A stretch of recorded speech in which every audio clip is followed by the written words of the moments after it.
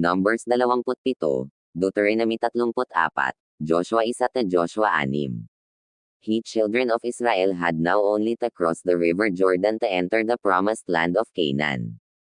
Moses, for his sin at Meribah, or the waters of strife, where he struck the rock instead of speaking to it as he was told, had been forbidden to enter it with them.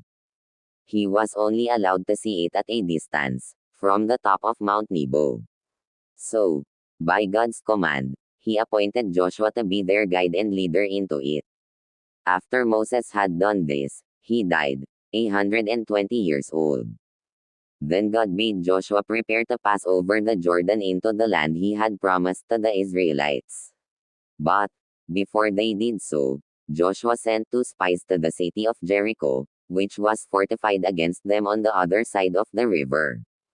The people of the city were very much afraid of the Israelites, for they had heard what God had done for them from the time they left Egypt. So, when the king of Jericho sent men to take these spies prisoners, a woman of the city, in whose house they had lodged, hid them, and then begged, as her reward, that when the city should be taken, her life, and the lives of all her family, might be saved. The spies promised this. So then, as she lived on the town wall, she let them down by a cord through the window, and they returned to the camp.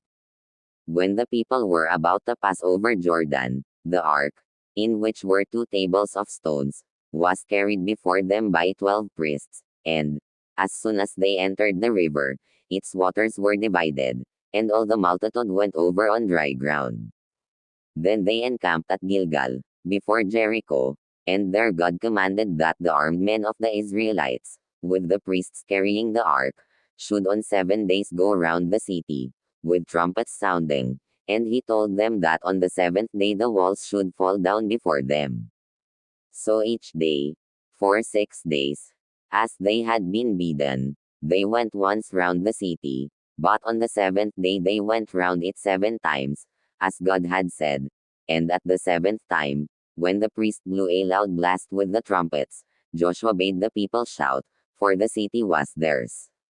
Then they gave a great shout, and the walls of the city fell down flat before them, so that they marched straight into it, and burned it to the ground. But Joshua remembered the woman Rahab, who had hidden the spies, and he brought her and her family in safety out of Jericho into the camp of the Israelites. Guys, kung nagustuhan po ang videos na to, bisitahin ninyo ang Telso Llorente channel ko. Pa-like share naman guys. Follow natin at subscribe. And papindot na din ang bell. Maraming salamat po.